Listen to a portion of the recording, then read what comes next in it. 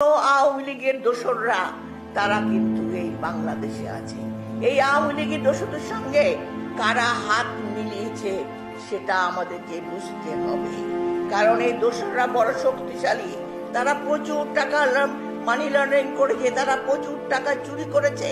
সেই চুরির টাকা তাদের আছে, কিন্তু আমাদের সেই টাকা দিয়ে, লোভ দিয়ে, লালসা দিয়ে আবার বাংলাদেশকে ধ্বংস করবে, শেষ করবে, সেটা আমরা হতে দেব না। ভাই বোনেরা, আপনারা আজকে দেখতে পাচ্ছেন আমাদের গতকাল আমাদের ইন্টারিম গভর্নমেন্টের সাথে আমাদের মহাসচিব সহ আরো কিছু নেতারা আমেরিকা গিয়েছেন, সেখানে জাতিসংঘে গিয়েছেন, যেখানে আপনারা দেখতে পেয়েছেন যারা চোরাগুপ্ত ভাবে এখন বিভিন্ন ভাবে মিছিল করছে, জটিক ভাবে যেখানে আন্দোলন করছে এবং